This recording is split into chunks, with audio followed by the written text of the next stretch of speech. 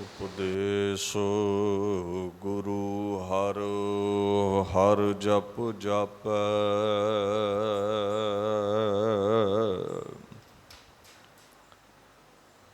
ਸਭ ਕਿਲ ਵਿਖ ਪਾਪ ਦੋਖ ਲਹਿ ਜਾਵੈ।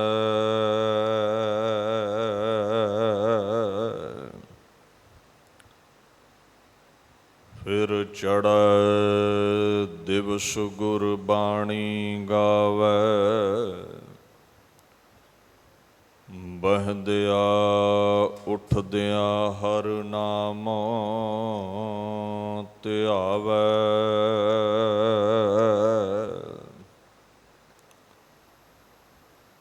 ਤਿਨ ਕਾ ਜਨਮ ਸਫਲ ਹੈ।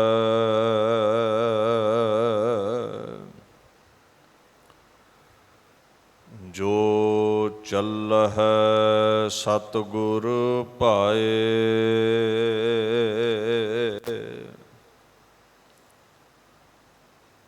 ਕੁਲ ਉਧਾਰਹਿ ਆਪਣਾ।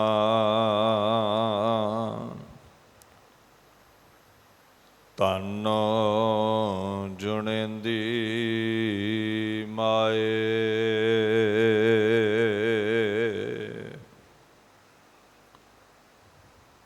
ਨਾਮਿਓ ਸ਼ਾਹੇ ਨਾਨਕ ਹਕ ਕੇਸ਼। ਕੇ ਨਿਆਇਤ ਹਮ ਚੁਨੂ ਦਿਗਰ ਦਰਵੇਸ਼। ਚਵਰ ਛਤਰ ਤਖਤ ਦੇ ਮਾਲਕ ਸਾਹਿਬ ਸ੍ਰੀ ਗੁਰੂ ਗ੍ਰੰਥ ਸਾਹਿਬ ਜੀ ਦੀ ਪਵਿੱਤਰ ਹਜ਼ੂਰੀ ਵਿੱਚ ਸੁਭਾਏਮਾਨ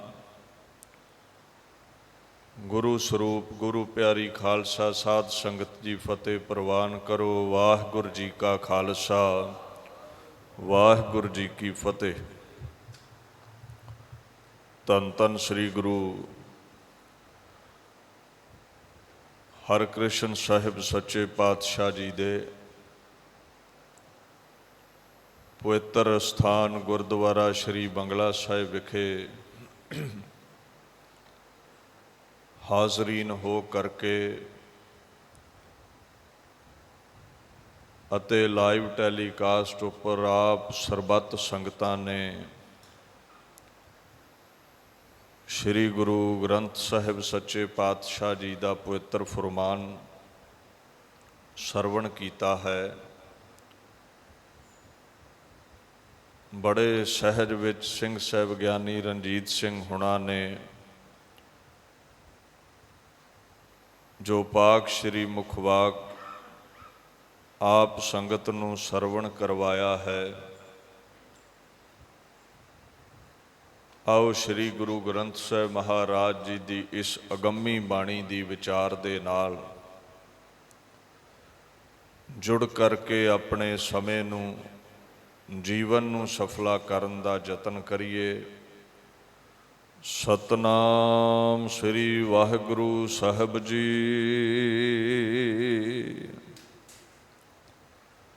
ਪ੍ਰਭਾਤੀ ਮਹੱਲਾ ਪਹਿਲਾ।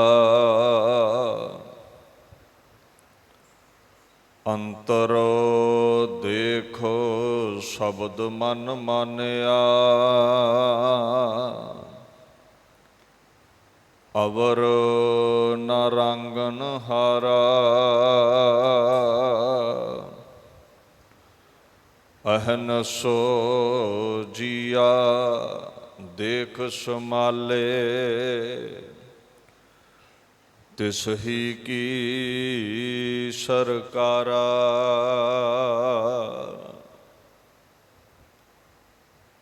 ਧੰਨ ਧੰਨ ਸ੍ਰੀ ਗੁਰੂ ਨਾਨਕ ਦੇਵ ਮਹਾਰਾਜ ਜੀ ਦੀ ਇਹ ਪਵਿੱਤਰ ਬਾਣੀ ਹੈ। ਰਾਗ ਪ੍ਰਭਾਤੀ ਦੇ ਵਿੱਚ ਦਰਜ ਹੈ। 1331 ਅੰਗ ਦੇ ਉੱਪਰ ਗੁਰੂ ਗ੍ਰੰਥ ਸਾਹਿਬ ਜੀ ਦੇ ਅੰਦਰ ਇਹ ਸੁਭਾਏਮਾਨ ਹੈ। ਜਿਤਨੀ ਵੀ ਗੁਰੂ ਪਾਤਸ਼ਾਹ ਜੀ ਦੀ ਬਾਣੀ ਹੈ ਗੁਰੂ ਗ੍ਰੰਥ ਸਾਹਿਬ ਮਹਾਰਾਜ ਦਾ ਇਹ ਫੁਰਮਾਨ ਹੈ ਵੀ ਜਿਨ੍ਹਾਂ ਦੇ ਮਨ ਨੂੰ ਬਾਣੀ ਭਾ ਜਾਂਦੀ ਹੈ, ਜਿਨ੍ਹਾਂ ਦੇ ਅੰਦਰ ਬਾਣੀ ਦਾ ਵਾਸਾ ਹੋ ਜਾਂਦਾ ਹੈ, ਉਹਨਾਂ ਦਾ ਲੋਕ ਪਰਲੋਕ ਸੌਰ ਜਾਂਦਾ ਹੈ। ਜਿਨ੍ਹਾਂ ਗੁਰਬਾਣੀ ਮਨ ਭਾਈਆ, ਅੰਮ੍ਰਿਤ ਛਕ ਛਕੇ। ਗੁਰੂ ਸਾਹਿਬ ਕਹਿੰਦੇ ਨੇ ਜਿਨ੍ਹਾਂ ਦੇ ਮਨ ਨੂੰ ਬਾਣੀ ਭਾ ਗਈ, ਛਕ ਛਕੇ ਤੋਂ ਭਾਵ ਹੈ ਲਬਾ ਲਬ ਪਰ ਜਾਣਾ, ਤਦਾਕਾਰ ਹੋ ਜਾਣਾ। ਅੰਮ੍ਰਿਤਮਈ ਬਾਣੀ ਜਿਨ੍ਹਾਂ ਦੇ ਹਿਰਦੇ ਵਿੱਚ ਵਸ ਗਈ, ਟਿਕ ਗਈ, ਜਿਨ੍ਹਾਂ ਦਾ ਅੰਤঃਕਰਨ ਬਾਣੀ ਨਾਲ ਭਰ ਗਿਆ, ਮਨ ਜਿਨ੍ਹਾਂ ਦਾ ਬਾਣੀ ਰੂਪੀ ਅੰਮ੍ਰਿਤ ਨਾਲ ਭਿੱਜ ਗਿਆ, ਗੁਰੂ ਸਾਹਿਬ ਕਹਿੰਦੇ ਨੇ ਗੁਰ ਤੁਠੈ ਹਰ ਪਾਇਆ, ਚੂਕੇ ਤੱਕ ਧੱਕੇ। ਜਿਹੜੇ ਜੀਵਨ ਕਾਲ ਵਿੱਚ ਪੈਣ ਵਾਲੇ ਧੱਕੇ ਨੇ ਨਾ, ਲੋਕ ਪਰਲੋਕ ਦੇ ਜਿਹੜੇ ਧੱਕੇ ਨੇ, ਜਿਹੜਾ ਜੀਵਨ ਕਾਲ ਵਿੱਚ ਆਉਣ ਵਾਲਾ ਦੁੱਖ ਹੈ, ਚੂਕੇ ਤੱਕ ਧੱਕੇ, ਉਹ ਧੱਕਿਆਂ ਤੋਂ ਬਚ ਜਾਂਦੇ ਨੇ। ਦੁੱਖਾਂ ਤੋਂ ਨਿਵਰਤੀ ਉਹਨਾਂ ਨੂੰ ਹਾਸਲ ਹੋ ਜਾਂਦੀ ਹੈ, ਨਿਜਾਤ ਪ੍ਰਾਪਤ ਹੋ ਜਾਂਦੀ ਹੈ। ਬਾਣੀ ਜਿਹੜੇ ਪੜ੍ਹਦੇ ਨੇ, ਸੁਣਦੇ ਨੇ, ਹਿਰਦੇ ਵਿੱਚ ਟਿਕਾਉਂਦੇ ਨੇ, ਉਹਨਾਂ ਨੂੰ ਕਦੇ ਵੀ ਧੱਕੇ ਨਹੀਂ ਖਾਣੇ ਪੈਂਦੇ। ਵਿਕਾਰਾਂ ਦੇ ਵਿੱਚ ਧੱਕੇ ਨਹੀਂ ਖਾਣੇ ਪੈਂਦੇ, 84 ਦੇ ਗੇੜ ਦੇ ਧੱਕੇ ਨਹੀਂ ਖਾਣੇ ਪੈਂਦੇ, ਦੁੱਖਾਂ ਦੇ ਧੱਕੇ ਨਹੀਂ ਖਾਣੇ ਪੈਂਦੇ। ਬਾਣੀ ਦਾ ਪ੍ਰਤਾਪ ਐਸਾ ਹੈ, ਪ੍ਰਭਾਵ ਐਸਾ ਹੈ। ਅਕਾਲ ਪੁਰਖ ਦੀ ਅਗੰਮੀ ਜੋਤ ਜਿਸ ਮਹੱਲ ਵਿੱਚ ਪ੍ਰਗਟ ਹੋਈ, ਮਹੱਲਾ ਪਹਿਲਾ, ਧੰਨ ਧੰਨ ਸ੍ਰੀ ਗੁਰੂ ਨਾਨਕ ਦੇਵ ਮਹਾਰਾਜ ਇੱਥੇ ਤੁਰਕੀ ਬਾਣੀ ਰਾਹੀਂ ਫੁਰਮਾਨ ਕਰਦੇ ਨੇ, ਅੰਤਰ ਦੇਖ ਸ਼ਬਦ ਮਨ ਮਾਨਿਆ, ਅਵਰ ਨਾ ਰਾਂਗਨ ਹਾਰਾ। ਗੁਰੂ ਪਾਤਸ਼ਾਹ ਜੀ ਦੀ ਸ਼ਰਨ ਜਾ ਕੇ ਸ਼ਬਦ ਦਾ ਅਭਿਆਸ ਕਰਕੇ ਅੰਤਰ ਦੇਖ, ਪਰਮਾਤਮਾ ਅੰਦਰ ਨਜ਼ਰੀ ਆ ਗਿਆ, ਪ੍ਰਗਟ ਹੋ ਗਿਆ। ਅੱਗੇ ਤੇ ਬਾਹਰ ਹੀ ਲੱਭਦੇ ਫਿਰਦੇ ਸੀ। ਸ਼ਬਦ ਰਾਹੀਂ ਮਹਾਰਾਜ ਕਹਿੰਦੇ ਨੇ ਮਨ ਮਾਨਿਆ, ਮਨ ਨੇ ਇਹ ਮੰਨ ਲਿਆ ਹੈ ਵੀ ਪਰਮਾਤਮਾ ਅੰਦਰ ਹੈ। ਔਰ ਜਦੋਂ ਪ੍ਰਗਟ ਹੋ ਗਿਆ, ਇਹ ਗੱਲ ਸਮਝ ਵਿੱਚ ਆ ਗਈ, ਅਵਰ ਨਾ ਰਾਂਗਨ ਹਾਰਾ। ਪਰਮਾਤਮਾ ਦੇ ਰੰਗ ਵਿੱਚ ਰੰਗਣ ਵਾਲਾ, ਪਰਮਾਤਮਾ ਨੂੰ ਪ੍ਰਗਟ ਕਰਨ ਵਾਲਾ, ਦੀਦਾਰੇ ਕਰਵਾਉਣ ਵਾਲਾ ਕੇਵਲ ਗੁਰੂ ਪਰਮਾਤਮਾ ਹੈ। ਅਵਰ ਨਾ ਰਾਂਗਨ ਹਾਰਾ। ਹੋਰ ਕਿਧਰੇ ਵੀ ਅਕਾਲ ਪੁਰਖ ਦੀ ਪ੍ਰਾਪਤੀ ਨਹੀਂ ਹੋ ਸਕਦੀ। ਹੋਰ ਕੋਈ ਵੀ ਤੁਹਾਡੇ ਮਨ ਨੂੰ ਨਾਮ ਦੇ ਰੰਗ ਵਿੱਚ ਰੰਗ ਨਹੀਂ ਸਕਦਾ। ਤਾਂ ਹੀ ਜਗ੍ਹਾ ਜਗ੍ਹਾ ਗੁਰੂ ਗ੍ਰੰਥ ਸਾਹਿਬ ਵਿੱਚ ਗੁਰ ਪ੍ਰਸਾਦ ਲਫ਼ਜ਼ ਆਇਆ ਹੈ ਵੀ ਗੁਰੂ ਦੀ ਕਿਰਪਾ ਨਾਲ ਹੀ ਉਸ ਦੀ ਪ੍ਰਾਪਤੀ ਹੈ। ਹੋਰ ਕੋਈ ਮਹਾਰਾਜ ਕਹਿੰਦੇ ਰੰਗਣ ਵਾਲਾ ਨਹੀਂ ਹੈ। ਮਨ ਨੂੰ ਇਸ ਗੱਲ ਦੀ ਸਮਝ ਆ ਗਈ ਹੈ, ਮਨ ਪਤੀਜ ਗਿਆ ਹੈ, ਇਸ ਵਿਚਾਰਧਾਰਾ ਨੂੰ ਮੰਨ ਲਿਆ ਹੈ ਮਨ ਨੇ। ਸੋ ਮਹਾਰਾਜ ਅੱਗੇ ਹੁਕਮ ਕਰਦੇ ਨੇ, ਅਹਨਿਸ ਜੀਆ ਦੇਖ ਸੁਮਾਲੇ, ਤਿਸ ਹੀ ਕੀ ਸਰਕਾਰਾ। ਅਹਨਿਸ ਤੋਂ ਭਾਵ ਹੈ ਦਿਨ ਰਾਤ। ਗੁਰੂ ਨਾਨਕ ਸਾਹਿਬ ਕਹਿੰਦੇ ਨੇ ਦਿਨ ਰਾਤ ਜੀਆ ਦੇਖ ਸੰਭਾਲੇ। ਉਹ ਜਿੰਨੇ ਵੀ ਦੁਨੀਆ ਤੇ ਜੀਵ ਜੰਤੂ ਨੇ ਨਾ, ਸੂਖਸ਼ਮ ਨੇ, ਬਰੀਕ ਨੇ, ਚਾਹੇ ਸਥੂਲ ਨੇ, ਬੜੀ ਕਾਇਆ ਹੈ ਜਿਨ੍ਹਾਂ ਦੀ, ਕੱਲਾ ਕੱਲਾ ਉਹਦੀ ਨਜ਼ਰ ਵਿੱਚ ਹੈ। ਸਾਰਿਆਂ ਤੇ ਰੱਬ ਦੀ ਨਜ਼ਰ ਹੈ ਔਰ ਹਰ ਇੱਕ ਨੂੰ ਉਹ ਸੰਭਾਲਣ ਵਾਲਾ ਹੈ, ਹਰ ਇੱਕ ਦੀ ਸਾਰ ਲੈਣ ਵਾਲਾ ਹੈ। ਦੀਨ ਦੁਨੀਆ ਦੇ ਮਾਲਕ ਗੁਰੂ ਨਾਨਕ ਸਾਹਿਬ ਕਹਿੰਦੇ, ਰੰਚਕ ਮਾਤਰ ਵੀ ਕੋਈ ਸਮਾਂ ਐਸਾ ਨਹੀਂ ਜਦੋਂ ਕੋਈ ਜੀਵ ਜੰਤੂ ਉਸ ਦੀ ਨਜ਼ਰ ਤੋਂ ਪਾਸੇ ਹੋ ਸਕਦਾ ਹੋਵੇ। ਤਿਸ ਹੀ ਕੀ ਸਰਕਾਰਾ, ਔਰ ਸਾਰਿਆਂ ਦੇ ਉੱਤੇ ਹਕੂਮਤ ਉਸ ਦੀ ਹੈ। ਸਦੀਵੀ ਜੁਗਾਂ ਜੁਗਾਂ ਤੋਂ ਲੈ ਕੇ ਉਹਦੀ ਹੀ ਸਰਕਾਰ ਹੈ। ਤੁਸੀਂ ਇੱਕ ਪੰਕਤੀ ਪੜ੍ਹਦੇ ਹੋ, ਸਭ ਸੈ ਨੂੰ ਕਿਰਪਾਲ ਸੰਭਾਲੇ ਸਾਹੇ ਸਾਹੇ। ਨਿਤਨੇਮ ਕਰਨ ਵਾਲੇ ਰੋਜ਼ ਪੜ੍ਹਦੇ ਨੇ। ਉਹ ਕਿਰਪਾ ਦਾ ਦਾਤਾ ਹਰ ਇੱਕ ਨੂੰ ਸਾਂਭਦਾ ਹੈ, ਸਾਹੇ ਸਾਹੇ। ਹਰ ਸਾਹ ਦੇ ਨਾਲ ਉਹ ਹਰ ਇੱਕ ਨੂੰ ਸਾਂਭਣ ਵਾਲਾ ਹੈ। ਹਰ ਸਵਾਸ ਦੇ ਨਾਲ ਉਹ ਹਰ ਇੱਕ ਨੂੰ ਸਾਂਭ ਰਿਹਾ ਹੈ। ਭਾਵ ਕੋਈ ਵੀ ਵਕਤ ਐਸਾ ਨਹੀਂ ਹੈ ਜਦੋਂ ਉਹਦੀ ਨਜ਼ਰ ਤੁਹਾਡੇ 'ਤੇ ਨਾ ਹੋਵੇ, ਤੁਹਾਡੀ ਉਹ ਸੰਭਾਲ ਨਾ ਕਰੇ। ਸੰਭਾਲ ਲਫ਼ਜ਼ ਸੰਭਾਲ ਲਈ ਆਇਆ ਹੈ। ਅੱਗੇ ਲਫ਼ਜ਼ ਹੈ ਸਰਕਾਰ। ਸਰਕਾਰ ਪਰਸ਼ੀਅਨ ਦਾ ਲਫ਼ਜ਼ ਹੈ, ਫਾਰਸੀ ਦਾ ਲਫ਼ਜ਼ ਹੈ। ਸਰਕਾਰ ਦਾ ਮਤਲਬ ਹੁੰਦਾ ਹੈ ਸ਼ਾਹੀ ਕਚਹਿਰੀ ਵੀ ਕਹਿ ਦਿੰਦੇ ਨੇ। ਇਹ ਦੁਨੀਆ ਉਹਦੀ ਕਚਹਿਰੀ ਹੈ ਜਿੱਥੇ ਉਸ ਰਾਜੇ ਦੀ ਅਕਾਲ ਪੁਰਖ ਦੀ ਚੱਲਦੀ ਹੈ। ਸਰਕਾਰ ਦਾ ਮਤਲਬ ਹਕੂਮਤ ਵੀ ਹੈ, ਹਾਕਮ ਵੀ ਹੈ, ਪ੍ਰਜਾ ਵੀ ਹੈ। ਭਾਵ ਇਹ ਦੁਨੀਆ ਉਸ ਦਾ ਦਰਬਾਰ ਹੈ। ਇਹਦੇ ਵਿੱਚ ਜਿਤਨੀ ਵੀ ਪ੍ਰਜਾ ਹੈ, ਸਾਰਿਆਂ ਦੇ ਉੱਤੇ ਉਹਦਾ ਡੰਡਾ ਕਾਇਮ ਹੈ। ਉਹਦੀ ਹਕੂਮਤ ਸਾਰਿਆਂ ਦੇ ਉੱਤੇ ਹੈ, ਸਰਦਾਰੀ ਸਾਰਿਆਂ ਦੇ ਉੱਤੇ ਹੈ। ਤੁਸੀਂ ਗੁਰੂ ਗ੍ਰੰਥ ਸਾਹਿਬ ਵਿੱਚ ਜਗ੍ਹਾ ਜਗ੍ਹਾ ਇਹ ਲਫ਼ਜ਼ ਪੜ੍ਹਦੇ ਹੋ, ਸੱਚੇ ਕੀ ਸਰਕਾਰ। ਮਹਾਰਾਜ ਕਹਿੰਦੇ ਨੇ ਸੱਚੇ ਕੀ ਸਰਕਾਰ ਜੁਗ ਜੁਗ ਜਾਣੀ ਹੈ। ਇਹ ਨਹੀਂ ਵੀ ਕਲਯੁਗ ਵਿੱਚ ਹੀ ਉਹਦੀ ਸਰਕਾਰ ਹੈ, ਹਕੂਮਤ ਹੈ। ਜੁਗਾਂ ਜੁਗਾਂ ਤੋਂ ਲੈ ਕੇ ਪਰਮਾਤਮਾ ਦੀ ਹੀ ਹਕੂਮਤ ਚੱਲਦੀ ਹੈ। ਆਮ ਜਿੰਨੇ ਵੀ ਰਾਜੇ ਨੇ ਨਾ,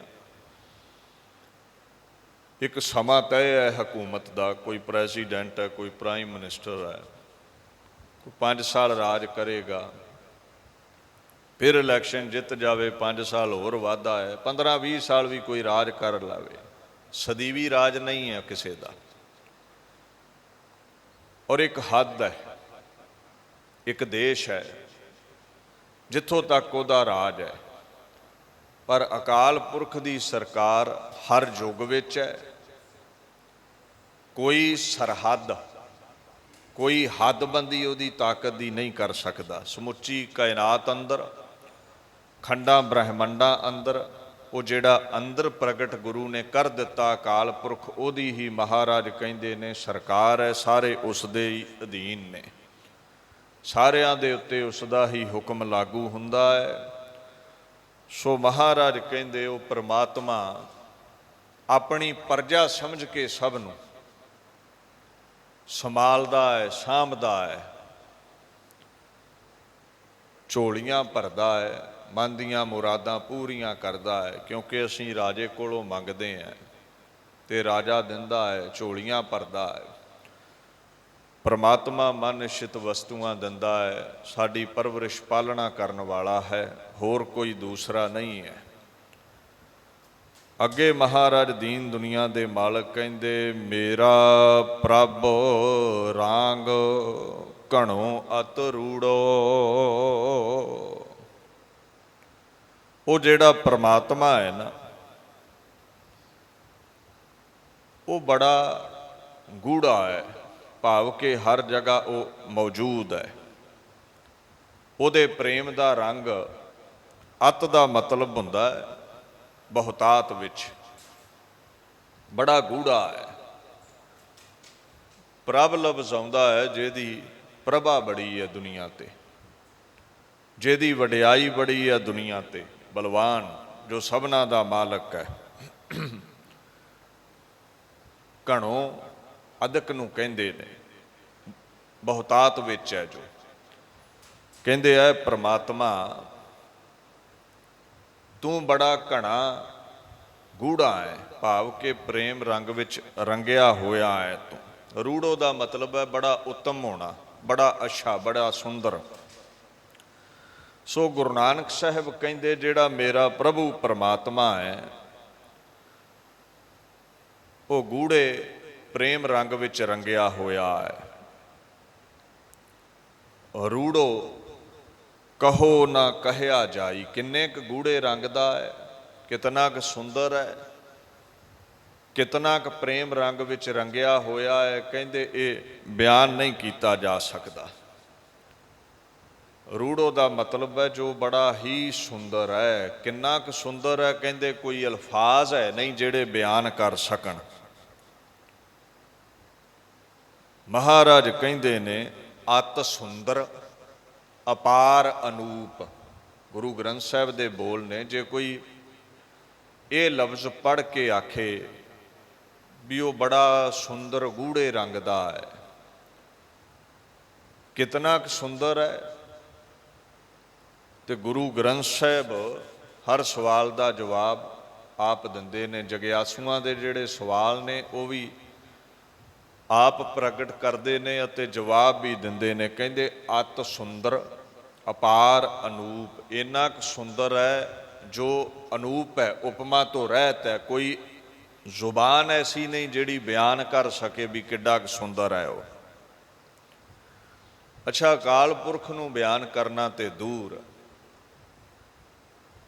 ਭਾਈ ਨੰਦ ਲਾਲ ਕਹਿੰਦੇ ਅਕਾਲ ਪੁਰਖ ਦੇ ਸਰਗੁਣ ਸਰੂਪ ਗੁਰੂ ਪਾਤਸ਼ਾਹ ਦੇ ਸੁੰਦਰ ਸਰੂਪ ਨੂੰ ਬਿਆਨ ਕਰਨਾ ਵੀ ਕਠਿਨ ਹੈ। ਜਿਵੇਂ ਉਹਦੀ ਬਣਾਈ ਪ੍ਰਕਿਰਤੀ ਵੇਖ ਲਓ, ਕੁਦਰਤ ਵੇਖ ਲਓ, ਇੰਨੀ ਸੁੰਦਰ ਹੈ। ਲੱਖਾਂ ਕਵੀ ਹੋ ਗਏ, ਬਿਆਨ ਕਰਦੇ ਨੇ ਇਸ ਸੁੰਦਰਤਾ ਨੂੰ, ਪਰ ਅੰਤ ਨਹੀਂ ਆਉਂਦਾ। ਤੇ ਜੋ ਇਸ ਰਚਨਾ ਨੂੰ ਘੜਨ ਵਾਲਾ ਹੈ ਉਹ ਕਿੱਡਾ ਸੁੰਦਰ ਹੋਵੇਗਾ। ਭਾਈ ਨੰਦ ਲਾਲ ਕਹਿੰਦੇ ਨੇ ਗੁਰੂ ਪਰਮੇਸ਼ਰ ਦਾ ਜੋ ਸਰਗੁਣ ਸਰੂਪ ਹੈ ਉਹ ਆਪ ਇੰਨਾ ਸੁੰਦਰ ਹੈ, ਉਹ ਬਿਆਨ ਨਹੀਂ ਹੋ ਸਕਦਾ। ਤੇ ਫਿਰ ਗੁਰੂ ਦਾ ਨਿਰਗੁਣ ਸਰੂਪ ਅਕਾਲ ਪੁਰਖ ਕਿੰਨਾ ਸੁੰਦਰ ਹੋਵੇਗਾ, ਇਹ ਸਮਝ ਲਵੋ। ਬਾਣੀ ਨੇ ਦੋਵਾਂ ਨੂੰ ਇੱਕ ਸਮਝਿਆ ਹੈ। ਗੁਰ ਪਰਮੇਸ਼ਰ ਏਕ ਹੈ, ਸਭ ਮਹਿ ਰਹਾ ਸਮਾਏ। ਜੋਤ ਬਣ ਕੇ ਉਹ ਸਾਰਿਆਂ 'ਚ ਸੁਭਾਏਮਾਨ ਹੈ ਤੇ ਖਾਸ ਰੂਪ ਉਹ ਸਰਗੁਣ ਸਰੂਪ ਦਸੋ ਪਾਤਸ਼ਾਹੀਆਂ ਦੇ ਰੂਪ ਵਿੱਚ ਪ੍ਰਗਟ ਹੋਇਆ ਹੈ। The Guru and the transcendent Lord are one. ਪਰਮਾਤਮਾ ਤੇ ਗੁਰੂ ਦੋਨੇ ਇੱਕ ਨੇ। ਜਿਹੜੇ ਗੁਰਸਿੱਖ ਨੇ ਨਾ, ਮੈਂ ਮਨਮੁਖਾਂ ਦੀ ਗੱਲ ਨਹੀਂ ਕਰਦਾ, ਮਨਮੁਖਾਂ ਦਾ ਇੱਕੋ ਹੀ ਨਾਅਰਾ ਹੈ ਵੀ ਗੁਰੂ ਨਾਨਕ ਆਮ ਇਨਸਾਨ ਹੈ, ਵੀ ਸਾਡੇ ਵਰਗਾ ਹੈ। ਜਿਹੜੇ ਗੁਰਮੁਖ ਨੇ, ਗੁਰੂ ਗ੍ਰੰਥ ਸਾਹਿਬ ਕਹਿੰਦੇ ਨੇ ਸਤਿਗੁਰ ਪਰਮੇਸ਼ਰ ਮੇਰਾ, ਉਹ ਨਾਅਰਾ ਇੱਕੋ ਹੀ ਲਾਉਂਦੇ ਨੇ। ਕੀ ਲਾਉਂਦੇ ਨੇ? ਸਤਿਗੁਰ ਪਰਮੇਸ਼ਰ ਮੇਰਾ। ਜਿਹੜਾ ਪਰਮ ਈਸ਼ਵਰ ਪਰਮਾਤਮਾ ਹੈ ਨਾ, ਉਹੀ ਗੁਰੂ ਨਾਨਕ ਸਾਹਿਬ ਗੁਰੂ ਗੋਬਿੰਦ ਸਿੰਘ ਤਾਈਂ ਦਸੋ ਸਰੂਪ ਹੋ ਕੇ ਦੁਨੀਆ ਤੇ ਆਇਆ। ਤੇ ਅੱਜ ਪੋਥੀ ਪਰਮੇਸ਼ਰ ਕਾ ਥਾਨ, ਵਾਹੋ ਵਾਹੋ ਬਾਣੀ ਨਿਰੰਕਾਰ ਹੈ, ਸ਼ਬਦ ਸਰੂਪ ਦੇ ਵਿੱਚ ਹੈ। ਇਹ ਨਾਅਰਾ ਹੈ ਗੁਰਮੁਖਾਂ ਦਾ। ਤੇ ਮਨਮੁਖਾਂ ਦਾ ਨਾਅਰਾ ਹੈ ਗੁਰੂ ਪਾਤਸ਼ਾਹ ਸਾਡੇ ਵਰਗੇ ਆਮ ਇਨਸਾਨ ਨੇ। ਸੋ ਧਿਆਨ ਰੱਖਣਾ ਹੈ। ਭਾਈ ਨੰਦ ਲਾਲ ਦੀ ਜਿਹੜੀ ਨਦਰ ਹੈ, ਉਹ ਕਹਿੰਦੇ ਮੇਰਾ ਗੁਰੂ ਬੜਾ ਸੁੰਦਰ ਹੈ। ਕਿੰਨਾ ਕੁ ਸੁੰਦਰ ਹੈ? ਦਿਲ ਨਿਸਾਰੇ ਕਾਮ ਤੇ ਰਾਨਾਏ ਊ।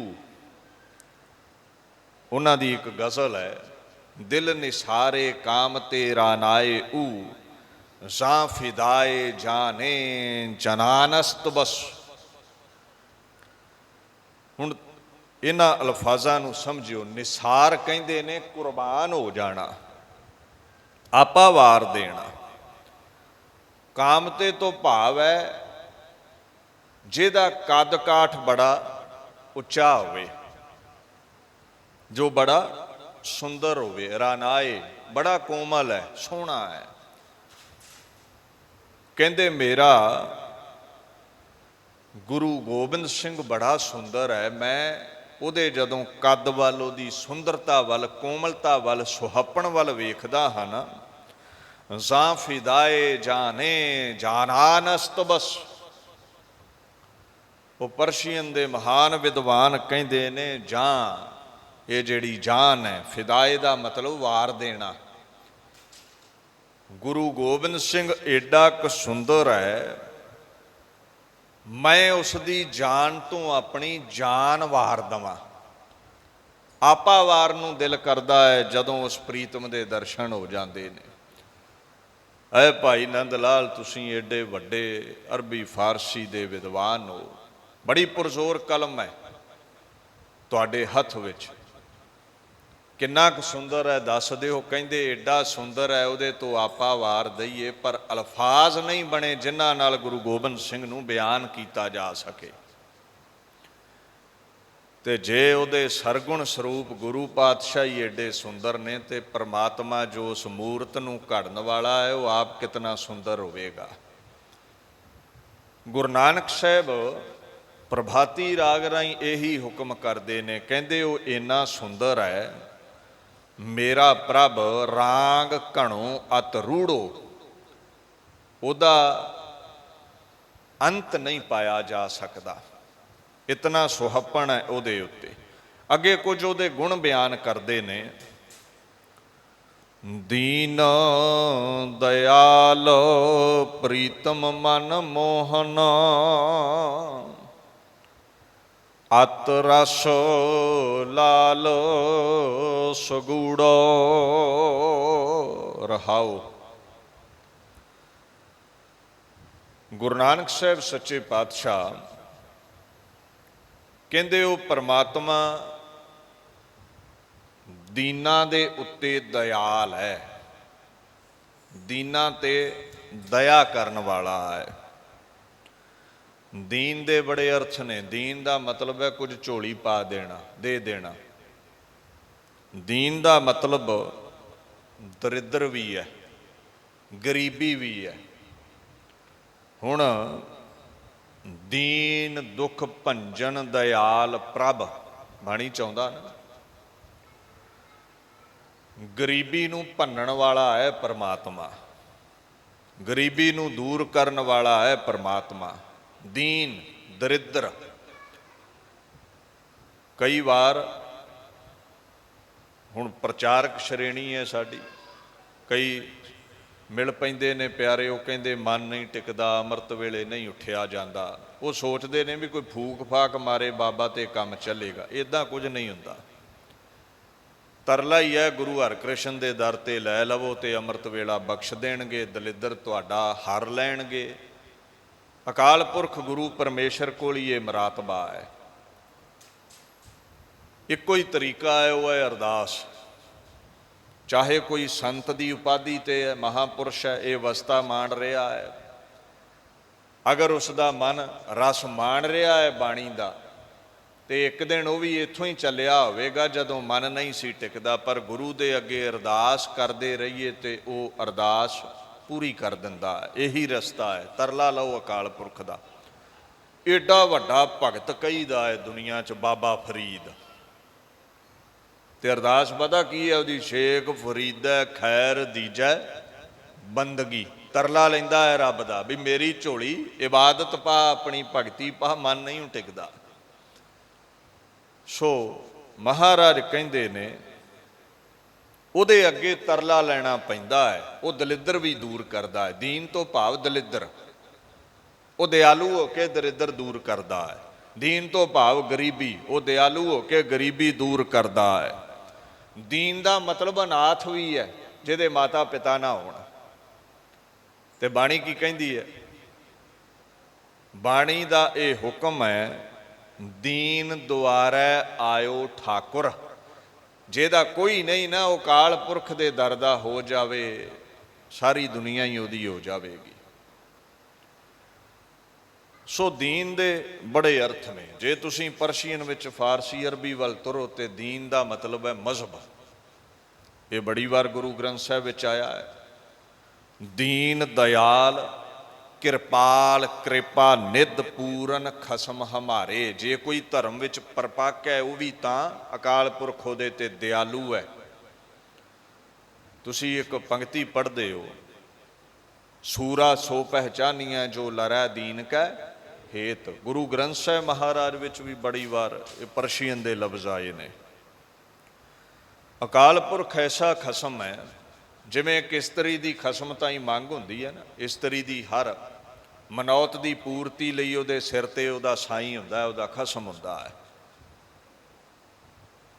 ਪਰ ਦੁਨਿਆਵੀ ਤੌਰ ਤੇ ਜਿਹੜਾ ਖਸਮ ਹੈ ਉਹ ਹਰ ਮੰਗ ਪੂਰੀ ਨਹੀਂ ਕਰ ਸਕਦਾ, ਕਿਉਂਕਿ ਉਹ ਪੂਰਾ ਨਹੀਂ ਹੈ। ਇੱਕੋ ਹੀ ਖਸਮ ਪੂਰਾ ਹੈ, ਪੂਰਨ ਖਸਮ ਹਮਾਰੇ। ਉਹ ਅਕਾਲ ਪੁਰਖ ਹੈ ਜੋ ਜਗਿਆਸੂ ਰੂਪ ਇਸਤਰੀਆਂ ਦੀ ਹਰ ਪੱਖ ਤੋਂ ਰੱਖਿਆ ਕਰਨ ਵਾਲਾ ਹੈ, ਹਰ ਮਨ ਇੱਛਤ ਵਸਤੂ ਬਖਸ਼ਣ ਵਾਲਾ ਹੈ। ਉਹ ਦਿਆਲੂ ਬੜਾ ਹੈ। ਪਰ ਇੱਕ ਸ਼ਰਤ ਹੈ, ਦਇਆਵਾਨ ਉਹਦੇ ਤੇ ਹੀ ਹੁੰਦਾ ਹੈ ਜਿਹੜੇ ਦੀਨ ਬਣਦੇ ਨੇ, ਜਿਨ੍ਹਾਂ ਦੀ ਧੌਣ 'ਚ ਸਰੀਆ ਪਿਆ ਨਾ, ਜਿਹੜੇ ਝੁਕਦੇ ਨਹੀਂ, ਉਹਨਾਂ ਨੂੰ ਝੁਕਾਉਣਾ ਜਾਣਦਾ ਹੈ। ਆਕੜ ਵਾਲੇ ਦੀ ਝੋਲੀ ਨਹੀਂ ਭਰੇਗਾ, ਦੀਨ ਦੀ ਝੋਲੀ ਭਰੇਗਾ, ਨਿਵਣ ਵਾਲੇ ਦੀ ਝੋਲੀ ਭਰੇਗਾ।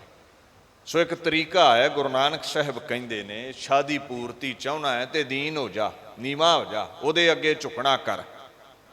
ਫਿਰ ਉਹ ਕੀ ਕਰੇਗਾ? ਦਇਆਲ, ਤੇਰੇ ਤੇ ਦਿਆਲੂ ਹੋ ਜਾਵੇਗਾ। ਅੱਗੇ ਮਹਾਰਾਜ ਕਹਿੰਦੇ ਨੇ, ਪ੍ਰੀਤਮ ਮਨਮੋਹਨ, ਪ੍ਰੀਤਮ ਪ੍ਰੀਏਤਮ, ਜੋ ਸਭ ਤੋਂ ਪਿਆਰਾ ਹੈ। ਸੰਸਕ੍ਰਿਤ ਦਾ ਲਫ਼ਜ਼ ਹੈ, ਪ੍ਰੀਏਤਮ ਤੋਂ ਬਣ ਗਿਆ ਪ੍ਰੀਤਮ ਪੰਜਾਬੀ ਵਿੱਚ। ਉਹ ਬੜਾ ਪਿਆਰਾ ਹੈ, ਮਨ ਨੂੰ ਮੋਹਣ ਵਾਲਾ ਹੈ, ਮਨੋਹਰ ਹੈ। ਇਹ ਜਿਨ੍ਹਾਂ ਦਰਸ਼ਨ ਕੀਤੇ ਨੇ ਉਹਨਾਂ ਦੇ ਅਲਫਾਜ਼ ਨੇ, ਆਪਾਂ ਤੇ ਕਥਾ ਕਰ ਲਈ, ਤੁਸੀਂ ਸੁਣ ਲਈ, ਹਜੇ ਅਵਸਥਾ ਤੇ ਨਹੀਂ ਨਾ ਇਹ ਮਾਣੀ। ਕਹਿੰਦੇ ਬੜਾ ਸੁੰਦਰ ਹੈ, ਦੀਨਾ ਬੰਧੂ ਹੈ, ਗਰੀਬਾਂ ਤੇ ਦਇਆ ਕਰਨ ਵਾਲਾ ਹੈ। ਅਤ ਰਸ, ਲਾਲ ਸਗੂੜੋ।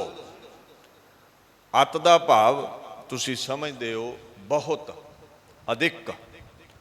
ਅਤ ਰਸ, ਜਿੰਨੇ ਵੀ ਦੁਨੀਆ ਦੇ ਰਸ ਨੇ ਨਾ, ਉਹਦੇ ਨਾਮ ਦਾ ਰਸ ਉਹਨਾਂ ਨਾਲੋਂ ਵੀ ਅਤ ਹੈ, ਅਧਿਕ ਹੈ, ਬਹੁਤਾਤ ਵਿੱਚ ਹੈ। ਨਾਮ ਰਸ ਦੇ ਤੁਲ ਕੋਈ ਹੋਰ ਕੋਈ ਰਸ ਨਹੀਂ ਹੈ। ਲਾਲ ਸਗੂੜੋ, ਲਾਲ ਰੰਗ ਪ੍ਰੇਮ ਦੇ ਰੰਗ ਨੂੰ ਕਿਹਾ ਜਾਂਦਾ ਹੈ। ਸਗੂੜੋ ਤੋਂ ਭਾਵ ਜੋ ਬੜਾ ਗੂੜਾ ਹੈ, ਉਹ ਮਨਮੋਹਨ ਹੈ। ਗੂੜੇ ਲਾਲ ਰੰਗ ਤੋਂ ਭਾਵ ਪ੍ਰੇਮ ਰੰਗ ਵਿੱਚ ਰੰਗਣ ਵਾਲਾ ਹੈ। ਮਨਮੋਹਨ ਮੇਰੇ ਜੀ ਕੋ ਪਿਆਰਾ, ਬਾਣੀ ਵਿੱਚ ਆਉਂਦਾ ਹੈ, ਮਨਮੋਹਨ ਮੇਰੇ ਜੀ ਕੋ ਪਿਆਰ, ਕਵਨ ਕਹਾਂ ਗੁਣ ਗਾਈ। ਉਹ ਬੜਾ ਪਿਆਰਾ ਹੈ, ਮਨ ਨੂੰ ਮੋਹਣ ਵਾਲਾ ਹੈ।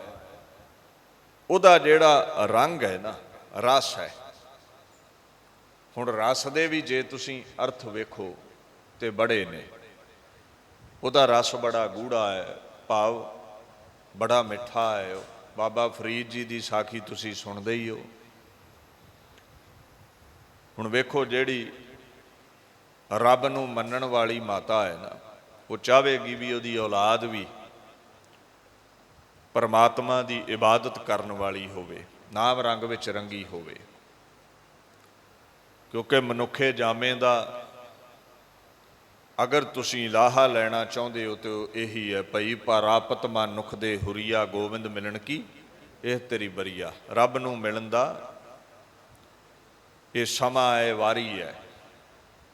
ਹੁਣ ਬੱਚੇ ਛਕਣ ਛਕਾਉਣ ਦੇ ਬੜੇ ਸ਼ੌਕੀਨ ਹੁੰਦੇ ਨੇ। ਮਾਂ ਨੇ ਸ਼ੱਕਰ ਦੇ ਲਾਲਚ ਤੇ ਲਾ ਲਿਆ ਤੇ ਬਾਬਾ ਫਰੀਦ ਨੇ ਇਬਾਦਤ ਕਰਨੀ, ਮੁਸੱਲਾ ਵਿਛਾ ਲੈਣਾ, ਬਹਿ ਕੇ ਉੱਤੇ ਚੌਂਕੜੀ ਲਾ ਲੈਣੀ, ਨਮਾਜ਼ ਅਦਾ ਕਰਨੀ। ਲਾਲਚ ਇਹ ਸੀ ਵੀ ਜਦੋਂ ਨਮਾਜ਼ ਕਰਕੇ ਉੱਠਾਂਗਾ ਤਾਂ ਸ਼ੱਕਰ ਮਿਲੇਗੀ, ਰੱਬ ਸ਼ੱਕਰ ਦਿੰਦਾ ਹੈ, ਖੁਦਾ ਸ਼ੱਕਰ ਦਿੰਦਾ ਹੈ। ਮੁਸੱਲੇ ਥੱਲੇ ਮਾਤਾ ਨੇ ਸ਼ੱਕਰ ਰੱਖ ਦੇਣੀ, ਕਦੇ ਮਿਸ਼ਰੀ ਕਦੇ ਕੁਝ ਰੱਖ ਦੇਣਾ, ਮਿੱਠਾ ਰੱਖ ਦੇਣਾ। ਇੱਕ ਦਿਨ ਮਾਂ ਮਿੱਠਾ ਰੱਖਣ ਤੋਂ ਸੰਕੋਚ ਕਰ ਗਈ। ਬਾਬਾ ਫਰੀਦ ਜੀ ਉੱਠੇ ਪਰ ਉਹ ਦਿਨ ਐਸਾ ਸੀ, ਉਹ ਦਿਨ ਮੁਸੱਲਾ ਚੁੱਕਣ ਨੂੰ ਦਿਲ ਹੀ ਨਾ ਕੀਤਾ, ਕਿਉਂਕਿ ਨਾਮ 'ਚੋਂ ਰਸ ਆ ਗਿਆ। ਤੇ ਹੁਣ ਜਦੋਂ ਵੀ ਬੈਠਦੇ ਨੇ, ਮਾਂ ਸ਼ੱਕਰ ਰੱਖ ਦਵੇ ਜਾਂ ਨਾ ਰੱਖ ਦਵੇ, ਕੋਈ ਬਹੁਤਾ ਧਿਆਨ ਨਹੀਂ ਦਿੰਦੇ। ਤੇ ਮਾਂ ਫਿਰ ਪੁੱਛੇਗੀ ਨਾ ਵੀ ਬੱਚਿਆ ਕੀ ਗੱਲ, ਹੁਣ ਸ਼ੱਕਰ 'ਚੋਂ ਮਿਠਾਸ ਨਹੀਂ ਆਉਂਦੀ? ਸਹਿ ਸੁਭਾਅ ਮਾਂ ਨੇ ਪੁੱਛ ਲਿਆ, ਤੇ ਬਾਬਾ ਫਰੀਦ ਕਹਿੰਦੇ ਹੁਣ ਜਿਹੜੀ ਮਿਠਾਸ ਹਾਸਲ ਹੋਈ ਹੈ, ਉਹਦੇ ਸਾਹਮਣੇ ਸ਼ੱਕਰ ਦੀ ਮਿਠਾਸ ਮਾਂ ਕੁਝ ਵੀ ਨਹੀਂ ਹੈ। ਫਰੀਦਾ ਸ਼ੱਕਰ ਖੰਡ ਨਿਵਾਤ ਗੁੜ ਮਾਖਿਓ ਮਾਂਜਾ, ਦੁੱਧ ਸਭੇ ਵਸਤੂ ਮਿੱਠੀਆਂ ਰੱਬ ਨਾ ਪੁੱਜਣ। ਦੁੱਧ ਕਹਿੰਦੇ ਠੀਕ ਹੈ, ਸ਼ੱਕਰ ਮਿਸ਼ਰੀ ਇਹਨਾਂ ਵਿੱਚ ਮਿਠਾਸ ਹੈ, ਪਰ ਪਰਮਾਤਮਾ ਦੇ ਨਾਮ ਦੇ ਤੁੱਲ ਉਹਦੇ ਵਰਗਾ ਗੂੜਾ ਰਸ ਨਹੀਂ, ਉੱਦਾਂ ਦੀ ਮਿਠਾਸ ਨਹੀਂ, ਉੱਦਾਂ ਦਾ ਸਵਾਦ ਨਹੀਂ ਇਹਦੇ ਵਿੱਚ। ਸੋ ਗੁਰੂ ਨਾਨਕ ਸਾਹਿਬ ਪਾਤਸ਼ਾਹ ਇਹੀ ਕਹਿੰਦੇ ਨੇ, ਜਿਵੇਂ ਤੁਸੀਂ ਰਸਨਾ ਨਾਲ ਕੋਈ ਰਸ ਗ੍ਰਹਿਣ ਕਰਦੇ ਹੋ, ਤੁਹਾਨੂੰ ਉਹ ਭਾ ਜਾਂਦਾ ਹੈ, ਨਾਮ ਨਾਲੋਂ ਗੂੜਾ ਰਸ ਕਿਸੇ ਵੀ ਪਦਾਰਥ ਦਾ ਨਹੀਂ ਹੈ। ਸੋ ਮਹਾਰਾਜ ਪਾਤਸ਼ਾਹ ਆਖਣ ਲੱਗੇ, ਦੀਨ ਦਇਆਲ ਪ੍ਰੀਤਮ ਮਨ ਮੋਹਨ, ਅਤ ਰਸ ਲਾਲ ਸਗੂੜੋ। ਲਾਲ ਦਾ ਭਾਵ ਲਲ ਵੀ ਹੈ, ਜਿਵੇਂ ਖੇਡਣਾ, ਚਾਹੁਣਾ। ਪਰਮਾਤਮਾ ਸਾਰਿਆਂ ਨਾਲ ਲਾਡ ਕਰਨ ਵਾਲਾ ਹੈ, ਸਭ ਨੂੰ ਚਾਹੁਣ ਵਾਲਾ ਹੈ। ਲਾਲਨ, ਲਾਲ ਪਿਆਰੇ ਨੂੰ ਵੀ ਕਹਿੰਦੇ ਨੇ, ਉਹ ਬੜਾ ਪਿਆਰਾ ਹੈ। ਅੱਛਾ, ਜੇ ਤੁਸੀਂ ਫਾਰਸੀ ਵਿੱਚ ਅਰਥ ਕਰੋ ਨਾ, ਲਾਲ, ਲਾਲ ਬਣ ਜਾਂਦਾ। ਹੁਣ ਲਾਲ ਦਾ ਮਤਲਬ ਹੈ ਇੱਕ ਮਾਣਕ, ਜਿਹਦੀ ਹੀਰੇ ਨਾਲੋਂ ਥੋੜ੍ਹੀ ਕੀਮਤ ਘੱਟ ਹੁੰਦੀ ਹੈ। ਅਕਾਲ ਪੁਰਖ ਬੜਾ ਕੀਮਤੀ ਲਾਲ ਹੈ। ਕੁਝ ਲਾਲ ਤੇ ਕਹਿੰਦੇ ਹੀਰਿਆਂ ਨੂੰ ਵੀ ਮਹਿੰਗੇ ਹੁੰਦੇ ਨੇ। ਖੈਰ, ਪਰਮਾਤਮਾ ਦੇ ਤੁੱਲ ਕੋਈ ਅਮੁੱਲ ਵਸਤੂ ਨਹੀਂ ਹੈ, ਉਹੀ ਇੱਕ ਅਮੁੱਲਾ ਹੈ ਦੁਨੀਆ ਤੇ। ਸੋ ਇੱਥੇ ਬੜੇ ਅਰਥ ਬਣਦੇ ਨੇ। ਸਗੂੜੋ ਦਾ ਮਤਲਬ ਹੈ ਗੂੜਤਾ ਦੇ ਨਾਲ, ਗੂੜਤਾ ਦੇ ਸਹਿਤ। ਅੱਛਾ, ਸਗੂੜੋ ਦਾ ਮਤਲਬ ਗੁੱਝਾ ਵੀ ਹੁੰਦਾ ਜੇ, ਜਿਹੜਾ ਗੁਪਤ ਰਹਿੰਦਾ ਹੈ। ਪਰਮਾਤਮਾ ਨਿਰਗੁਣ ਤੌਰ ਤੇ ਗੁਪਤ ਹੈ, ਨਜ਼ਰੀ ਨਹੀਂ ਆਉਂਦਾ।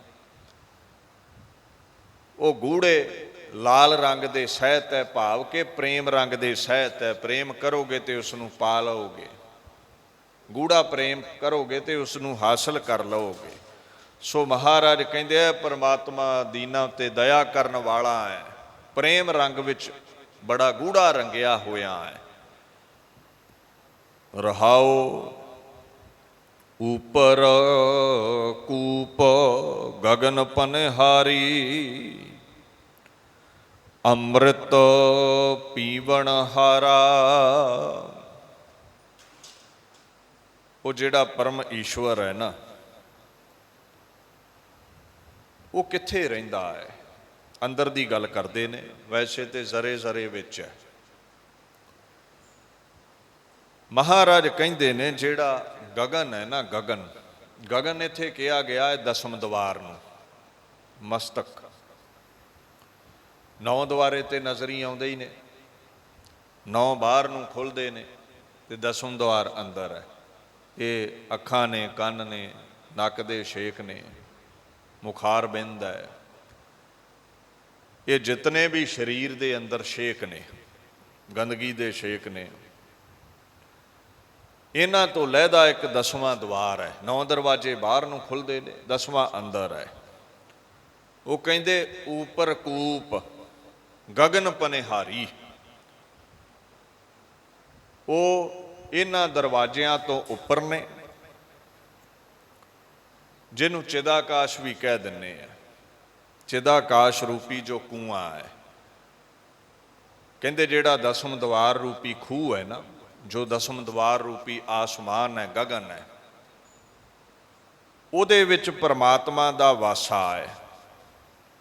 ਗਗਨ ਕੀ ਹੁੰਦਾ? ਜਿਹਦੇ ਵਿੱਚ ਗਮਨ ਕਰੀਏ, ਉੱਡ ਸਕੀਏ, ਸੁੰਨੀ ਥਾਂ। ਮਹਾਰਾਜ ਕਹਿੰਦੇ ਉਹ ਪਰਮਾਤਮਾ ਸਰਬ ਵਿਆਪੀ ਜੋ ਕਰਤਾਰ ਹੈ, ਉਹ ਉਸ ਜਗ੍ਹਾ ਤੇ ਵਸਦਾ ਹੈ। ਜਗ੍ਹਾ ਜਗ੍ਹਾ ਇਹ ਬਾਣੀ ਵਿੱਚ ਆਵੇਗਾ, ਗਗਨ ਨਿਵਾਸ ਸਮਾਧ ਲਗਾਵੈ। ਜਿਹੜਾ ਗਗਨ ਵਿੱਚ ਦਸਮ ਦਵਾਰ ਵਿੱਚ ਨਿਵਾਸ ਕਰਨ ਵਾਲਾ ਪਰਮਾਤਮਾ ਹੈ, ਉਹਨੂੰ ਯਾਦ ਕਰਕੇ ਸਮਾਧੀ ਲੀਨ ਹੋ। ਕਈ ਵਾਰ ਅਸੀਂ ਕਹਿ ਦਿੰਦੇ ਵੀ ਨਹੀਂ ਦਸਮ ਦਵਾਰ ਕੁਝ ਵੀ ਨਹੀਂ ਹੈ, ਇੱਦਾਂ ਦਾ ਜਿਹੜਾ ਸੁਭਾਅ ਹੈ ਨਾ, ਇੱਦਾਂ ਦੀ ਜਿਹੜੀ ਟੀਕਾਕਾਰੀ ਹੈ, ਇਹ ਗਲਤ ਹੈ। ਇੰਗਲਿਸ਼ ਦੇ ਟੀਕਾਕਾਰ ਬੜੇ ਬੜੇ ਪ੍ਰੋਫੈਸਰ ਵੀ ਅਰਥ ਕਰਦੇ ਨੇ, ਹੀ ਡਿਵੈਲਸ ਇਨ ਦਾ 10th ਗੇਟ, ਅਕਾਲ ਪੁਰਖ ਦਸਮ ਦਵਾਰ ਵਿੱਚ ਸੁਭਾਏਮਾਨ ਹੈ। ਹੁਣ ਉੱਥੇ ਵਸਦਾ ਹੈ, ਗਗਨ ਨਿਵਾਸ ਸਮਾਧ ਲਗਾਵੇ। ਜਿਹੜਾ ਸਮਾਧੀ ਲੀਨ ਹੋ ਜਾਵੇ ਨਾ, ਜਿਹੜਾ ਅੰਤਰ ਬਿਰਤੀ ਕਰ ਲਵੇ, ਪਾਰਸ ਪਰਸ ਪਰਮ ਪਦ ਪਾਵੈ, ਉਹੀ ਪਰਮ ਪਦਵੀ ਅਕਾਲ ਪੁਰਖ ਰੂਪੀ ਪਾਰਸ ਨੂੰ ਪਰਸ ਕੇ ਪਾਵੇਗਾ, ਪਾਰਸ ਬਣੇਗਾ, ਉਹੀ ਸੰਤ ਬਣ ਸਕਦਾ ਹੈ। ਸੋ ਮਹਾਰਾਜ ਦੀਨ ਦੁਨੀਆ ਦੇ ਮਾਲਕ ਸਿੱਧਾ ਵੀ ਲਫ਼ਜ਼ ਵਰਤਦੇ ਨੇ, ਦਸਮ ਦਵਾਰ ਅਗਮ ਅਪਾਰਾ ਪਰਮ ਪੁਰਖ ਕੀ ਘਾਟੀ। ਉਹਦਾ ਦਸਮ ਦਵਾਰ ਹੈ ਪਰਮ ਪੁਰਖ ਕੀ ਘਾਟੀ, ਉੱਥੇ ਪਰਮੇਸ਼ਵਰ ਅਕਾਲ ਪੁਰਖ ਵਸਦਾ ਹੈ। ਤੇ ਜਿਹੜਾ ਦਸਮ ਦਵਾਰ ਤਾਈਂ ਪਹੁੰਚ ਜਾਂਦਾ ਹੈ, ਮਹਾਰਾਜ ਕਹਿੰਦੇ ਨੇ ਪਾਰਸ ਪਰਸ ਪਰਮ ਪਦ ਪਾਵੈ। ਪਰਮ ਪਦਵੀ, ਸੰਤ ਦੀ ਪਦਵੀ, ਮਹਾਪੁਰਸ਼ ਵਾਲੀ ਪਦਵੀ, ਅਮਰਾ ਪਦ ਉਹ ਹਾਸਲ ਕਰ ਲੈਂਦਾ ਹੈ। ਸੋ ਦੀਨ ਦੁਨੀਆ ਦੇ ਮਾਲਕ ਗੁਰੂ ਨਾਨਕ ਸਾਹਿਬ ਕਹਿੰਦੇ ਊਪਰ ਕੂਪ ਗਗਨ ਪਨਿਹਾਰੀ। ਇਹਦਾ ਇੱਕ ਹੋਰ ਪੱਖ ਹੈ, ਨਾਮ ਅੰਮ੍ਰਿਤ ਦਾ ਜਿਹੜਾ ਸੋਮਾ ਅਕਾਲ ਪੁਰਖ ਹੈ ਨਾ, ਉਹ ਗਗਨ ਵਾਂਗੂ ਉੱਚਾ ਹੈ। ਤੇ ਉਸ ਤਾਈਂ ਪਹੁੰਚਣ ਵਾਲਾ ਇਨਸਾਨ ਉੱਚੀ ਬਿਰਤੀ ਹਾਸਲ ਕਰੇਗਾ ਤੇ ਪਹੁੰਚੇਗਾ, ਦੁਨੀਆ ਤੋਂ ਉਪਰਾਮ ਹੋਵੇਗਾ ਤੇ ਪਹੁੰਚੇਗਾ। ਕਾਮ ਕ੍ਰੋਧ ਲੋਭ ਮੋਹ ਵਿਕਾਰਾਂ ਤੋਂ ਰਹਿਤ ਹੋਵੇਗਾ ਤੇ ਉੱਥੇ ਪਹੁੰਚ ਸਕਦਾ ਹੈ। ਔਰ ਮਹਾਰਾਜ ਨਾਲ ਕਹਿੰਦੇ ਨੇ ਅੰਮ੍ਰਿਤ ਪੀਵਣ ਹਾਰਾ। ਤੇ ਜਿਹੜਾ ਦਸਮ ਦਵਾਰ ਤਾਈਂ ਪਹੁੰਚ ਜਾਂਦਾ ਹੈ, ਉਹੀ ਨਾਮ ਦੇ ਰਸ ਨੂੰ, ਗੂੜੇ ਰਸ ਨੂੰ, ਜਿਹੜਾ ਰਸ ਬਾਬਾ ਫਰੀਦ ਜੀ ਨੇ ਹਾਸਲ ਕੀਤਾ, ਜਿਹਦੇ ਅੱਗੇ ਸਭ ਰਸ ਫਿੱਕੇ ਨੇ, ਉਸ ਨੂੰ ਪੀ ਸਕੇਗਾ। ਸੋ ਇਹ ਮਹਾਰਾਜ ਕੁਝ ਅੰਦਰ ਦੇ ਪੱਖ ਪ੍ਰਗਟ ਕਰਦੇ ਨੇ। ਦੀਨ ਦੁਨੀਆ ਦੇ ਮਾਲਕ ਅੱਗੇ ਲਫ਼ਜ਼ ਵਰਤਦੇ ਨੇ ਅੰਮ੍ਰਿਤ। ਹੁਣ ਦੇਖੋ ਜਿਹੜਾ ਅੰਮ੍ਰਿਤ ਹੈ, ਮਹਾਰਾਜ ਨੇ ਜਗ੍ਹਾ ਜਗ੍ਹਾ ਕਿਹਾ ਹੈ, ਨਾਨਕ ਅੰਮ੍ਰਿਤ ਮਨੈ ਮਾਹੇ ਪਾਈਐ ਗੁਰ ਪ੍ਰਸਾਦ। ਅੰਮ੍ਰਿਤ ਅੰਦਰ ਹੈ, ਅਕਾਲ ਪੁਰਖ ਦਾ ਨਾਮ ਅੰਦਰ ਹੈ, ਗੁਰੂ ਦੀ ਕਿਰਪਾ ਦੇ ਸਦਕਾ ਇਹ ਅੰਮ੍ਰਿਤ ਪ੍ਰਾਪਤ ਹੋ ਸਕਦਾ ਹੈ। ਚਾਹੇ ਉਹ ਨਾਮ ਰੂਪੀ ਅੰਮ੍ਰਿਤ ਹੈ, ਚਾਹੇ ਪ੍ਰਤੱਖ ਖੰਡੇ ਦੀ ਪੌਲ ਹੈ, ਗੁਰੂ ਦੇ ਹੁਕਮ ਵਿੱਚ ਹੀ ਪ੍ਰਾਪਤ ਹੁੰਦੀ ਹੈ। ਜਿਨ੍ਹਾਂ ਨਹੀਂ ਨਾ ਛਕਣਾ, ਜਿਨ੍ਹਾਂ ਨਹੀਂ ਛਕਣਾ, ਜਿਹੜੇ ਇਹ ਗੱਲ ਕਹਿ ਦਿੰਦੇ ਨੇ ਵੀ ਲਓ ਜੀ ਬਾਣੀ ਨੇ ਤੇ ਕਹਿ ਦਿੱਤਾ ਅੰਮ੍ਰਿਤ ਅੰਦਰ ਹੀ ਹੈ, ਬਾਣੀ ਨੇ ਤੇ ਕਹਿ ਦਿੱਤਾ ਅੰਮ੍ਰਿਤ ਇੱਕ ਹੀ ਹੈ। ਉਹ ਇੱਕ ਪੰਕਤੀ ਪੜ੍ਹਦੇ ਨੇ, ਨਾਨਕ ਅੰਮ੍ਰਿਤ ਏਕ ਹੈ ਦੂਜਾ ਅੰਮ੍ਰਿਤ ਨਾਹੀਂ। ਅੱਛਾ ਅੰਮ੍ਰਿਤ ਹੈ ਕੀ ਹੈ? ਗੁਰੂ ਗ੍ਰੰਥ ਸਾਹਿਬ ਨੂੰ ਪੁੱਛੋ ਵੀ ਅਸਲ ਅੰਮ੍ਰਿਤ ਹੈ ਕੀ ਹੈ? ਕਹਿੰਦੇ ਗੁਰ ਕੇ ਭਾਣੇ ਵਿੱਚ ਅੰਮ੍ਰਿਤ ਹੈ, ਸਹਜੇ ਪਾਵੈ ਕੋਈ। ਗੁਰੂ ਦੇ ਹੁਕਮ ਵਿੱਚ ਅੰਮ੍ਰਿਤ ਹੈ। ਜਿੱਥੇ ਮਹਾਰਾਜ ਸੂਖਸ਼ਮ ਜੀਵ ਦੀ ਗੱਲ ਕਰਦੇ ਨੇ, ਉੱਥੇ ਅੰਦਰ ਨਾਮ ਅੰਮ੍ਰਿਤ ਹੈ। ਜਿੱਥੇ ਸਥੂਲ ਸਰੀਰ ਦੀ ਗੱਲ ਹੈ, ਉੱਥੇ ਬਾਹਰ ਪ੍ਰਗਟ ਸਰੂਪ ਤੇ ਖੰਡੇ ਦੀ ਪੌਲ ਹੈ।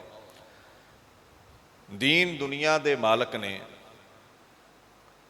ਗੁਰੂ ਪਾਤਸ਼ਾਹ ਨੇ ਕਿਹਾ ਹੈ ਵੀ ਭਾਣੇ 'ਚ ਹੁਕਮ 'ਚ ਅੰਮ੍ਰਿਤ ਹੈ।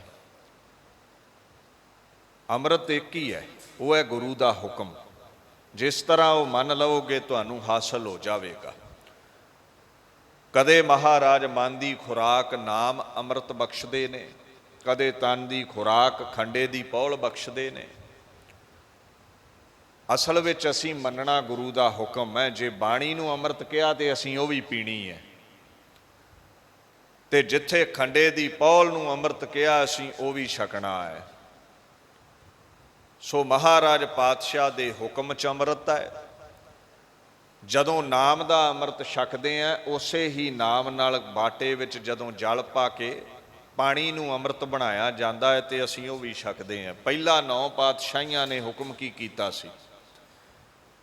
ਕਹਿੰਦੇ ਜਿਹਨੇ ਸਿੱਖ ਬਣਨਾ ਹੈ ਨਾ, ਗੁਰੂ ਘਰ ਵਿੱਚ ਆਓ, ਸੇਵਾ ਕਰੋ, ਅਕਾਲ ਪੁਰਖ ਦਾ ਭਜਨ ਕਰੋ। ਤੇ ਜਦੋਂ ਸਭ ਕਸਵੱਟੀਆਂ ਤੋਂ ਪਾਰ ਹੋ ਗਏ ਤੇ ਗੁਰੂ ਖੁਸ਼ ਹੋ ਕੇ ਚਰਨਾ ਅੰਮ੍ਰਿਤ ਦਿੰਦੇ ਸਨ। ਭਾਈ ਗੁਰਦਾਸ ਕਹਿੰਦੇ ਸਾਨੂੰ ਪਤਾ ਕਿੱਦਾਂ ਮਿਲਿਆ ਸੀ ਅੰਮ੍ਰਿਤ? ਪਾਣੀ ਪੱਖਾ ਪੀਹਣਾ, ਪੈਰ ਧੋਏ ਚਰਨਾ ਅੰਮ੍ਰਿਤ ਪਾਵੈ। ਕਦੀ ਪੱਖਾ ਝੱਲਣਾ ਅਸੀਂ, ਕਦੇ ਕੋਈ ਸੇਵਾ ਕਰਨੀ, ਕਦੇ ਤੱਪੜ ਝਾੜਨੇ, ਕਦੇ ਲੰਗਰ ਵਰਤਾਉਣਾ, ਕਦੇ ਭਾਂਡੇ ਮਾਂਜਣੇ, ਕਦੇ ਕੋਈ ਸੇਵਾ, ਕਦੇ ਕੋਈ ਸੇਵਾ। ਨਾਮ ਜਪਦੇ ਰਹਿਣਾ, ਸੇਵਾ ਕਰਦੇ ਰਹਿਣਾ। ਤੇ ਜਦੋਂ ਬਾਪੂ ਖੁਸ਼ ਹੋ ਗਏ, ਗੁਰੂ ਰਾਮਦਾਸ, ਗੁਰੂ ਅਰਜਨ, ਪੈਰ ਧੋਏ ਚਰਨਾ ਅੰਮ੍ਰਿਤ ਪਾਵੈ, ਚਰਨਾ ਅੰਮ੍ਰਿਤ ਮਿਲਣਾ। ਅੱਛਾ, ਹੁਣ ਸਮਾਂ ਐਸਾ ਹੈ, ਆਉਣ ਵਾਲਾ ਸਮਾਂ ਗੁਰੂ ਗੋਬਿੰਦ ਸਿੰਘ ਪਾਤਸ਼ਾਹ ਤੇ ਜਾਣਦੇ ਨੇ ਅੱਗੇ ਪਿੱਛੇ ਨੂੰ, ਅਸੀਂ ਚਾਹੇ ਨਹੀਂ ਜਾਣਦੇ। ਸਾਡੀ ਤੇ ਹਾਲਤ ਇਹ ਹੈ, ਕਤ ਕੀ ਮਾਈ ਬਾਪ ਕਤ ਕੇਰਾ ਕਿਦੂ ਥਾਓ ਹਮ ਆਏ। ਸਾਨੂੰ ਨਹੀਂ ਪਤਾ ਪਿੱਛੇ ਕੌਣ ਸੀ ਤੇ ਗਾਂ ਸਾਡਾ ਕੀ ਹਾਲ ਹੋਣਾ ਹੈ। ਪਰ ਜਿਹੜਾ ਗੁਰੂ ਹੈ, ਤੂੰ ਸਤਿਗੁਰ ਚਹੁੰ ਜੁਗੀ ਆਪ ਆਪੇ ਪਰਮੇਸ਼ਰ, ਹਰ ਯੁੱਗ ਵਿੱਚ ਜਿਹੜਾ ਮੌਜੂਦ ਹੈ, ਉਹ ਹਰ ਯੁੱਗ ਦੀ ਕਹਾਣੀ ਨੂੰ ਜਾਣਦਾ ਹੈ। ਮਹਾਰਾਜ ਨੂੰ ਪਤਾ ਹੈ ਸਮਾਂ ਐਸਾ ਆਉਣਾ ਹੈ, ਗੁਰੂ ਵੱਧ ਜਾਣੇ ਨੇ, ਚੇਲੇ ਘਟ ਜਾਣੇ ਨੇ, ਗੰਦੇ ਮੰਦੇ ਪੈਰ ਧੋ ਕੇ ਪਿਆਇਆ ਕਰਨਗੇ। ਉਹਨਾਂ ਚਰਨਾ ਅੰਮ੍ਰਿਤ ਤੋਂ ਖੰਡੇ ਦੀ ਪੌਲ ਬਣਾ ਦਿੱਤੀ, ਕਿਉਂਕਿ ਬਾਣੀ ਅੰਮ੍ਰਿਤ ਸੀ।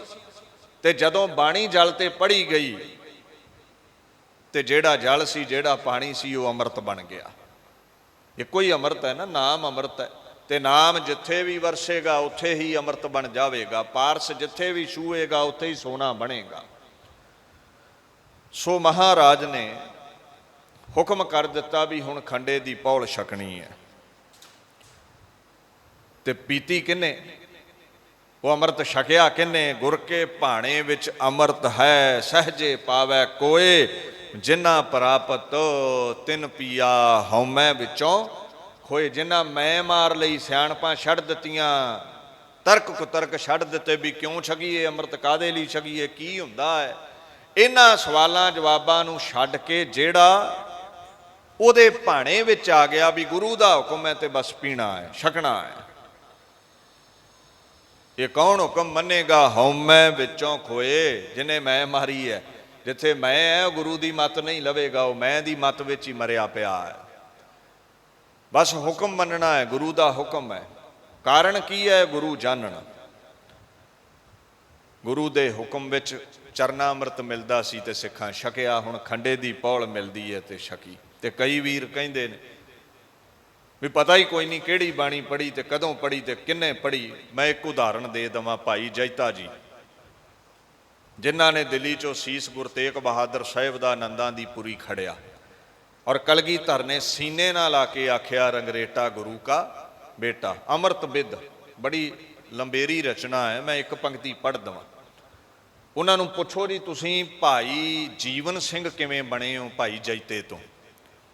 ਗੁਰੂ ਗੋਬਿੰਦ ਸਿੰਘ ਮਹਾਰਾਜ ਨੇ ਆਨੰਦਾਂ ਦੀ ਪੁਰੀ ਵਿੱਚ ਕਿਹੜੀ ਕਿਹੜੀ ਬਾਣੀ ਪੜ੍ਹੀ ਅੰਮ੍ਰਿਤ ਤਿਆਰ ਕਰਨ ਦੇ ਸਮੇਂ? ਕਹਿੰਦੇ ਜਪ ਜਾਪ ਸਵਈਏ ਚੌਪੀ ਆਨੰਦ, ਸੋ ਪਾਠ ਸੋ ਪਾਹੁਲ ਤਿਆਰ ਕਰੀ ਜੈ। ਜਪ ਜਾਪ ਸਵਈਏ ਚੌਪਈ ਤੇ ਆਨੰਦ, 5 ਬਾਣੀਆਂ। ਗੁਰੂ ਗ੍ਰੰਥ ਸਾਹਿਬ ਮਹਾਰਾਜ ਦੀਆਂ ਪਾਕ 2 ਬਾਣੀਆਂ, ਜਪਜੀ ਸਾਹਿਬ, ਆਨੰਦ ਸਾਹਿਬ, ਦਸਮ ਦੀਆਂ 3 ਬਾਣੀਆਂ, ਜਾਪ ਸਾਹਿਬ, ਚੌਪਈ ਸਾਹਿਬ ਤੇ ਸਵਈਏ। ਕਹਿੰਦੇ ਇਹਨਾਂ 5 ਬਾਣੀਆਂ ਤੇ ਹੀ ਸਿੱਖੀ ਦੇ ਮਹੱਲ ਦਾ ਲੈਂਟਰ ਖੜਾ ਹੈ। ਸੋ ਕਦੇ ਵੀ ਸ਼ੰਕਾ ਨਹੀਂ ਕਰਨਾ। ਇਹ 5 ਬਾਣੀਆਂ ਦਾ ਅੰਮ੍ਰਿਤ ਭਾਈ ਜੈਤਾ ਜੀ ਕਹਿੰਦੇ ਮੈਂ ਛਕਿਆ ਹੈ। ਤੇ ਛਕਿਆ ਕਿਉਂ ਜੀ? ਕਹਿੰਦੇ ਗੁਰ ਕੇ ਭਾਣੇ ਵਿੱਚ ਅੰਮ੍ਰਿਤ ਹੈ, ਸਹਜੇ ਪਾਵੈ ਕੋਏ।